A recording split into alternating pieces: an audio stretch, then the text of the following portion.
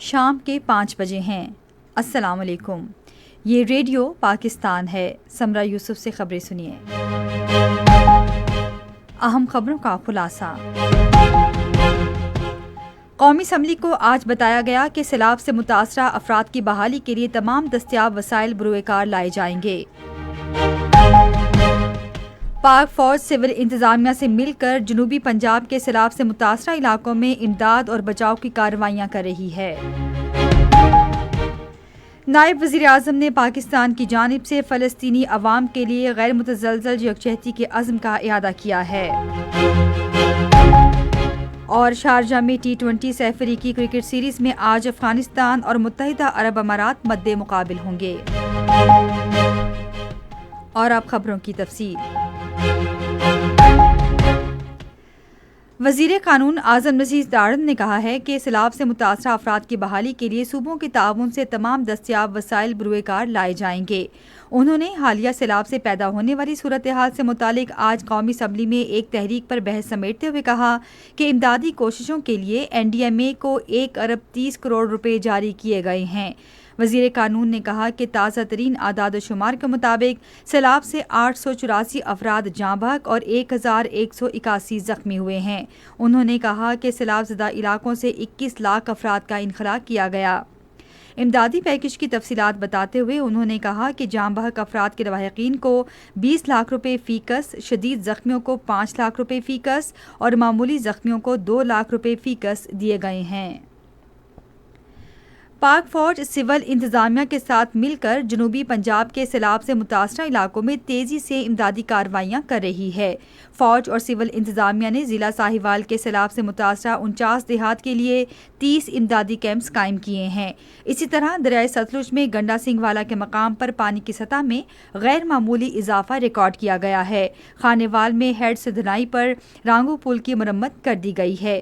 پاک فوج کی امدادی ٹیمیں میاں چنو، عبدالحکیم اور تلمبہ کے سیلاب زدہ علاقوں میں مصروف عمل ہیں۔ سیلاب سے متاثرہ ہزاروں افراد اور مال مویشیوں کو محفوظ مقامات پر منتقل کیا گیا ہے۔ بہرام پور، رنگ پور، جوانا، بنگلہ مہر آباد، دوابہ اور عاشق چوک سمیت مظفر گڑھ کے کئی علاقوں میں کامیابی سے امدادی سرگرمیاں جاری ہیں۔ فیصل آباد ڈویژن میں تریمو ہیڈ ورکس پر سیلابی صورتحال ایک بار پھر تشویشناک ہے۔ بالائی جانب پانی کا اخراج 3,31,000 کیوسک سے زیادہ ریکارڈ کیا گیا۔ چنیوٹ میں پانی کی سطح تقریباً 5,40,000 کیوسک تھی، جس سے جھنگ اور چنیوٹ اضلاع کے نشیبی علاقوں کے لیے نئے خطرات پیدا ہو گئے ہیں۔ نائب وزیر اعظم اسحاق ڈار نے فلسطینی عوام اور ان کی آزادی، وقار اور ریاست کے قیام کی منصفانہ جدوجہد کے لیے پاکستان کی غیر متزلزل یکجہتی کا اعادہ کیا ہے۔ انہوں نے یہ بات فلسطینی صدر کے مشیر اور سپریم جج محمود الحباش کی قیادت میں آج اسلام آباد میں فلسطینی وفد سے گفتگو کرتے ہوئے کہی۔ اسحاق ڈار نے دارالحکومت القدس شریف کے ساتھ جون 1967 سے پہلے کی سرحدوں کی بنیاد پر ایک آزاد، خود مختار، فعال اور متصل فلسطینی ریاست کے قیام کی بھرپور حمایت کا اعادہ کیا۔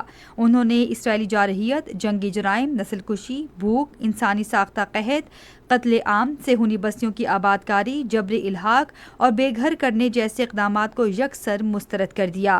نائب وزیر اعظم نے غزہ میں مستقل اور غیر مشروط جنگ بندی، امداد کی بلا تعطل فراہمی اور اسرائیل کے انسانیت سوز مظالم پر اس کے کڑے احتساب پر زور دیا۔ انہوں نے فلسطینی بہن بھائیوں کی حمایت جاری رکھنے کا عزم ظاہر کیا۔ کل عید میلاد النبی صلی اللہ علیہ وآلہ وسلم مذہبی عقیدت و احترام سے منائی جائے گی۔ دن کا آغاز وفاقی دارالحکومت میں 31 اور صوبائی دارالحکومتوں میں 21 توپوں کی سلامی سے ہوگا۔ کل عام تعطیل ہوگی۔ نماز فجر کے بعد امت مسلمہ کے اتحاد و یکجہتی اور ملک کی ترقی و خوشحالی کے لیے خصوصی دعائیں کی جائیں گی۔ پارلیمنٹ کے دونوں ایوانوں میں متفقہ طور پر منظور کردہ قرارداد کے تحت اس سال حکومت نے 1447 ہجری کو نبی کریم حضرت محمد صلی اللہ علیہ وآلہ وسلم کے 1500ویں یوم ولادت کے طور پر منانے کے لیے خصوصی انتظامات کیے ہیں۔ غازیوں اور شہداء کو خراج عقیدت پیش کرنے اور تمام خطرات سے وطن عزیز کے دفاع کے عزم کی تجدید کے لیے کل یوم دفاع اور شہداء منایا جائے گا۔ 1965 میں اس روز بھارتی فوج نے رات کے اندھیرے میں بین الاقوامی سرحد کو عبور کرتے ہوئے پاکستان پر حملہ کر دیا، لیکن قوم نے دشمن کے مذموم عزائم ناکام بنا دیے۔ دن کا آغاز وفاقی دارالحکومت میں 31 اور صوبائی دارالحکومتوں میں 21 توپوں کی سلامی سے ہوگا۔